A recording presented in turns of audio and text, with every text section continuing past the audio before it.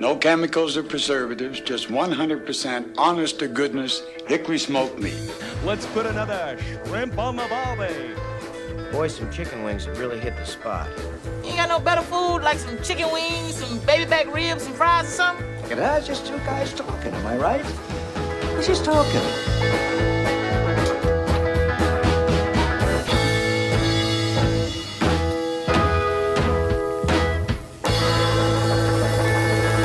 Hey, howdy, hey, everybody. John here with Mike in the pit. What is up? I don't know.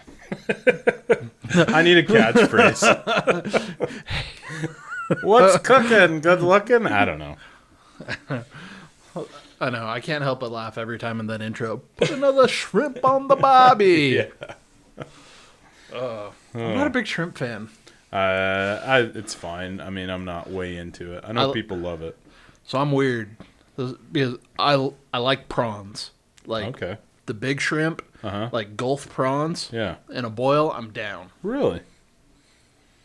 Those, I don't think I've ever had them in a boil. I've never had like a crawfish boil. Dude, we've got to go on a We trip. should try it.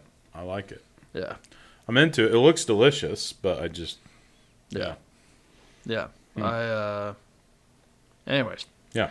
With that, hi everybody. Hello. People got to listen to this, John. We should probably I should call address this out. them a You little were pointing at our new I artwork was, yes. back here. New artwork.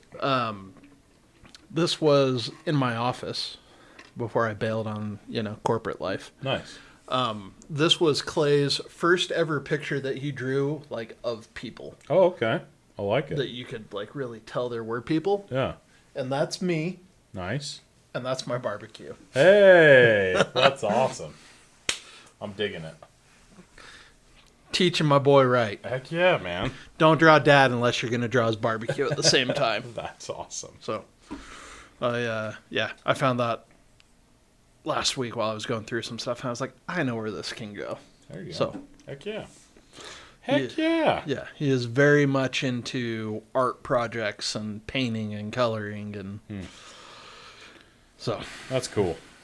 it That is is cool. until there are art projects everywhere.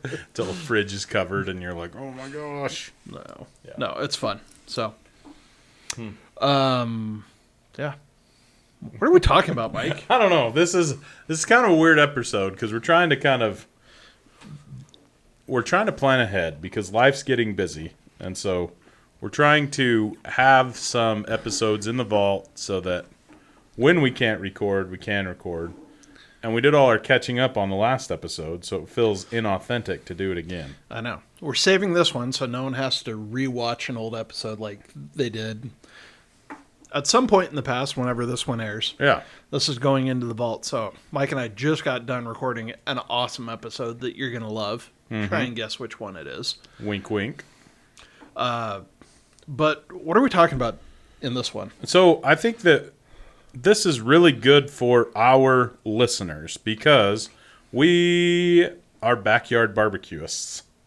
Is that how you'd say that? Barbecuers? I would have gone Barbecuists. barbecuers, but I'm okay with barbecuists. Barbecuist. And you know what? We're family men. We're trying to do things on a budget sometimes. We're trying to save a little bit of money where we can. And so that's kind of what we thought we would talk about today. And there's a bunch of different ways to do that. Yeah. So budgets and saving money, especially when you're getting started, I feel like you go and you look at some of the stuff and it's like, oh, I've got to drop, $1,000 on a grill. And then you go, if you go into Costco and the Traeger guys are there, like, okay, I'm going to drop $800 on a grill. Hey, we'll go in the back and get some meat. And then you get back there and it's like, oh, $80 on a brisket. Yeah. Or, it can add up really quick and feel overwhelming. And it doesn't have to get started. And it doesn't have to be the dirty look from your partner when you come home from the store and you were trying to stay in a grocery budget and you spent half of it on one cut of meat. Yeah. And it can still be delicious. Like when we say it doesn't have to be, it's not like you can just suffer in silence. Like you can make some delicious stuff without paying a ridiculous amount. Yeah. So And like they're easy things to do. So there's some substitution stuff that you can do. yeah, let's talk about that. Yeah. So yeah, let's just dive into it. So with cuts of meat, you don't always have to buy what you want to have the experience. Like you can cook a lot of things and have it taste like brisket. Yeah, absolutely. Chuck roast is a really good, like usually less expensive, and usually, I mean, it's still delicious. Yeah, I'm willing to bet that 8 out of 10 people I know I could put chuck roast in front of and tell them it was brisket and they'd have no idea. Yeah, I agree. And it's so versatile. You can still do a lot of stuff with a chuck roast. So Yeah. So the chuck roast acts a lot like the point, the fattier side. And if you want the lean side, like if you really like that, like Haley doesn't love the point, like she doesn't like that fatty meat. It's a little more per pound, but it's a smaller cut. You can get a tri-tip. Oh yeah, And cook tri-tip brisket style. You can cook it low and slow. I've done that, and it's delicious. Yeah, and it acts just like a flat. Yeah, So I like that. you can do that. And when in doubt, like buy a pork shoulder because they're dirt cheap, and buy chicken thighs. Dude, chicken thighs are where it's at. They're not only a less expensive cut, they're the least expensive cut of chicken, I feel like, and they're really good. Yeah, a frozen bag of boneless, skinless chicken thighs is your best friend on a budget. Yeah. And again, very versatile. You can do all kinds of flavors. And chicken thighs, I think, They correct slap. me if I'm wrong, but they're Get it? so They much. I slap. see what you did there. They're so much better than breasts, like as far as taste goes. I know breasts are supposed to be good for you, but listen, John, keep it together, man. Chicken breasts, all right. The upper portion of the chicken. You say breast one more time, I'm gonna like, John, Pass out. come on! I spend enough time with high schoolers. dude, there is a 15-year-old boy trapped inside every man over 30, just dying to get out, and breast is the key word to get them. That'll do it every time. I hope the explicit filter doesn't get triggered Right? on this. This used to be family friendly. Sorry, everybody. Anyway, I think chicken thighs have more flavor. That's all I'm trying to say. Everything I could say is just gonna go the wrong way at this point. I'm a big fan of chicken thighs. Yeah. Moving on. I really like it. No, just moving on. Yeah. One of the things that I think you can get sucked into thinking it's going to be budget friendly are making your own rubs. Oh. Yeah, and that was when we were kind of researching this, that was one of the suggestions that came up. And we both called malarkey on that. Yeah, and look, if you're doing a brisket, yes, you can do a Dalmatian rub, 50% coarse salt, 50% coarse cracked pepper, and it's great. Yeah, works great. You can throw a little garlic or a little paprika. You could do a salt, pepper, garlic. You probably have all of that stuff in your kitchen. But once you get past like those two basic rubs, you start ending up like looking for specific flavors. And at one point I had 4 different kinds of chili powder in my kitchen Yeah. that I needed like a tablespoon of each of. Mm-hmm. And they're like $6 a piece. Yeah. So you can spend a lot of money buying the components to make your homemade rub, which sure, all in may be cheaper, but it's going to give you a gallon-sized bag of rub when you don't need it. Well, and that's what I was going to say just is buy your rub. you buy a rub for, let's say, $10-12 maybe for the expensive kind. It's going to last you a lot of cooks. Like, we did... What did we do when we first did that big cook for the ward? We did like 16 pork butts or something. Do you remember that? And we got that huge thing of rub for $6. What do we do? Was that the pork Yeah. pork barrel we did? Yeah. Oh yeah, it was like a $5 big spice container, and we used one of them. Yeah. I think between the two. And we did 16 pork butts. Yeah. And we did not, like, we spared no Well, when we season them pretty heavy. And I'm not saying that you can't, like, because sometimes it's fun to kind of experiment, make your own rubs and stuff. Yeah, but the point strictly from a budget perspective, just buy it. yeah, why? Yeah. And, like, barbecuing is becoming more and more popular. Walmart's got an awesome, like, wide selection. Like, Haley doesn't even want me to go down the spice aisle because I'm like, oh, that one looks cool. Let's try this one. Dude, I was just looking at it the other day. You could spend, but again, you get one, that's for several cooks. That's not a one-time thing. I feel like when you are making a rub specific, a lot of times it's for one recipe, and you've got, like you said, a gallon-sized baggie of rub that you're going to use one time. Yeah. And if it sucks, and then it sucks. then you're stuck with it. So, yeah. don't get sucked into that. Same thing with sauces are the same way. I think there's a ton of flavors out there that unless you're going for like a really signature sauce and you love it and you know it and like you can't live without it, great. Like maybe it's worth it, but you're making a deliberate choice, and that's not the point of the conversation today. Like it's not on budget. Right. So. And I think both of us, you're a craft guy, aren't you? You're a Casey Masterpiece or something you said. I love Casey Masterpiece. Like, Casey Masterpiece brown sugar. Like, I don't know there's a better sauce out there. See, and I'm a Sweet Baby Ray's guy, and it's hard to beat that, and it's one of the less expensive for a lot. I was going to say, it's on sale this week at Macy's. 99 cents a bottle. Yeah. And I will be headed there after this. So. Yep. So don't get caught up in that. I like that. Well said. I do think there are times, though, to make an investment when you're trying to cook on a budget. Yeah.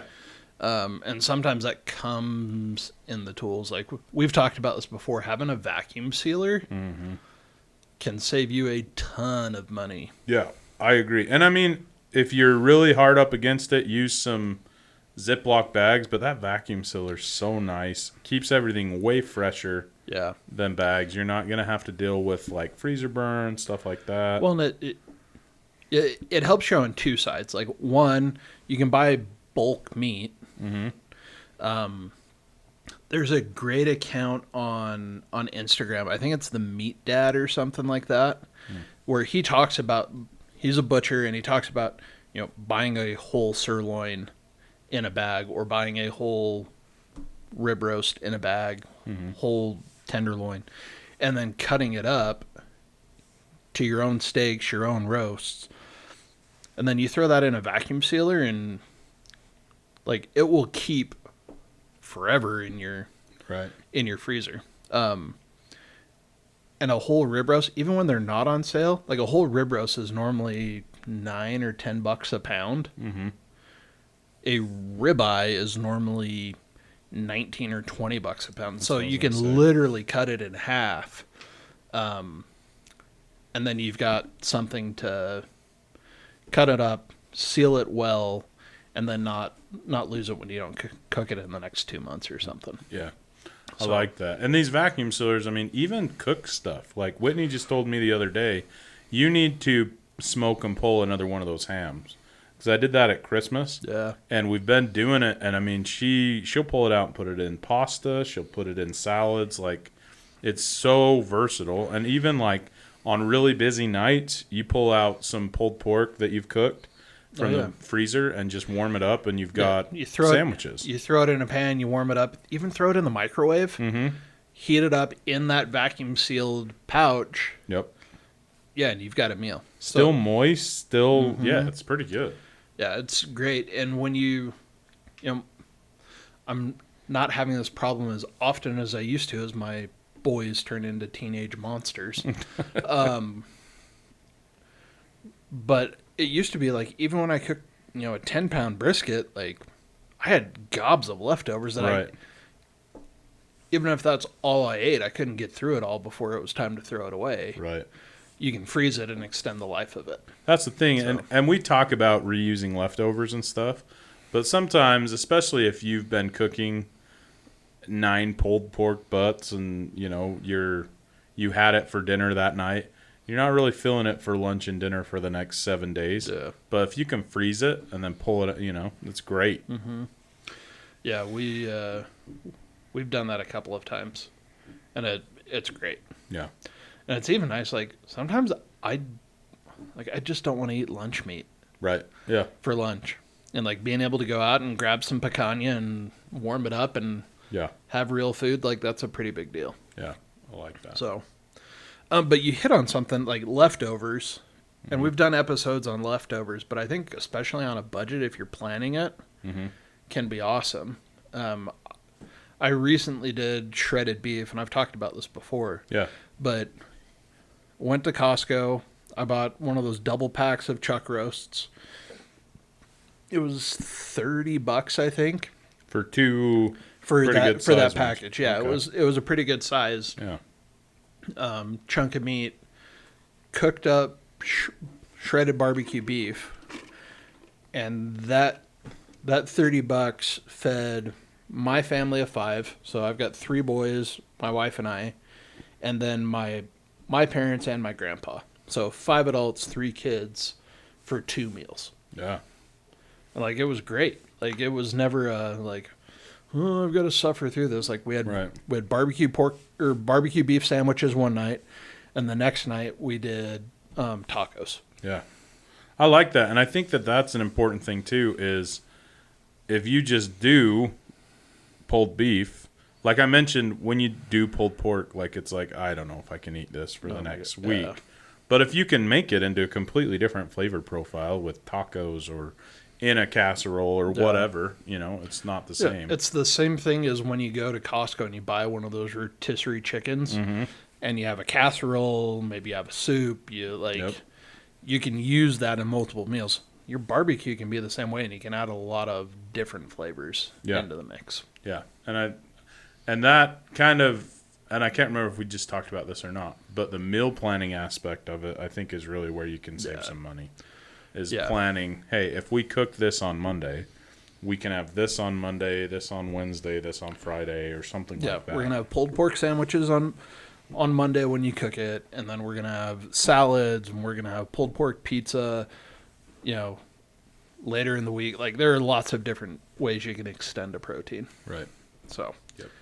But we talked, I kind of mentioned this at the beginning, like, I think getting into smoking is another spot where you can really want to get into smoking and barbecue, and it can be kind of intimidating. Yeah.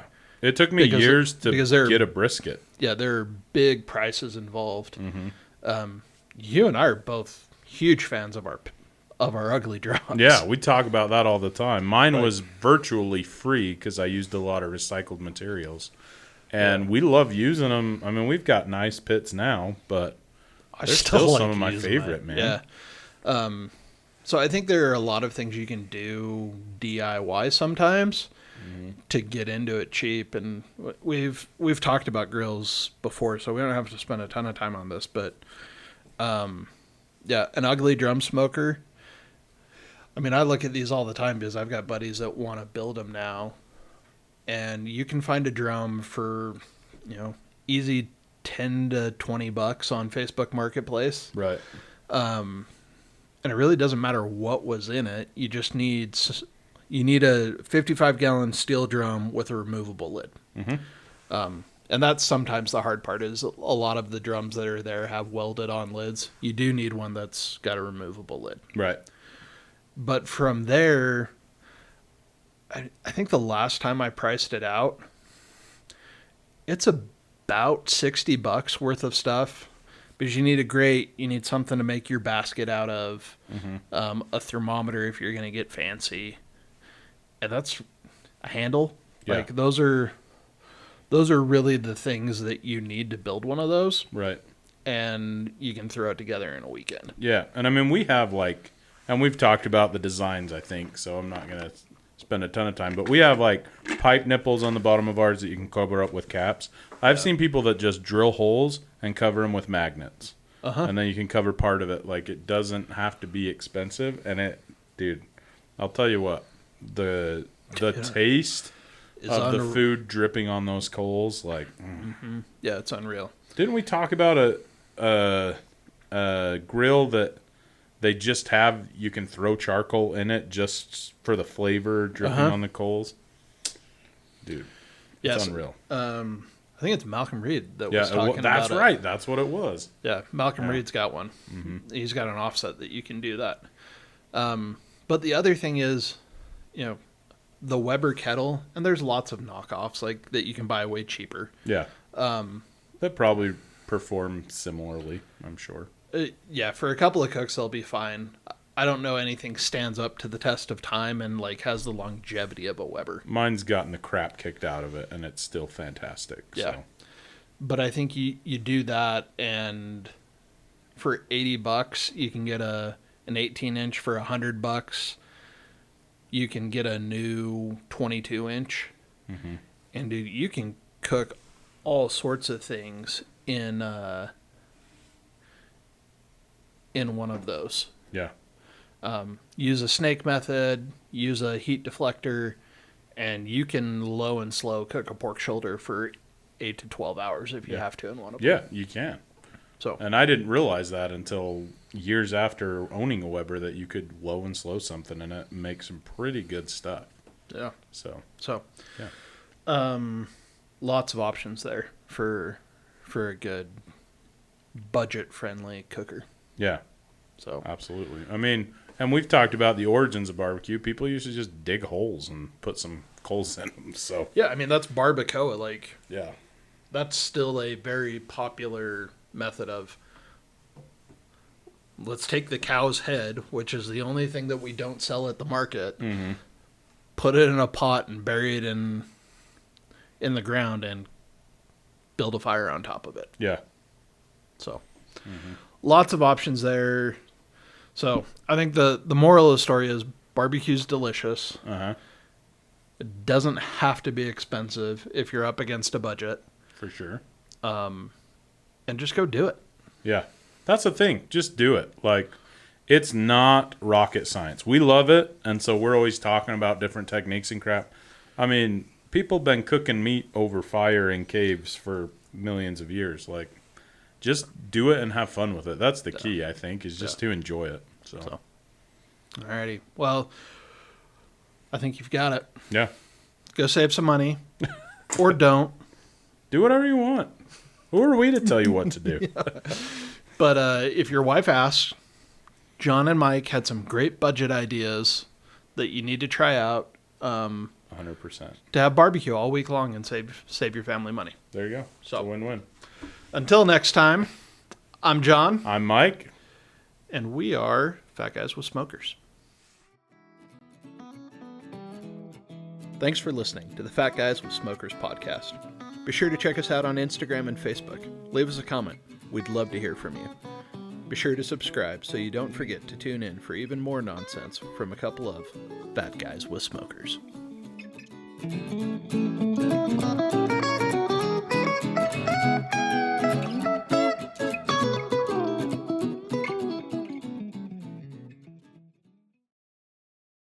Don't forget to like, subscribe.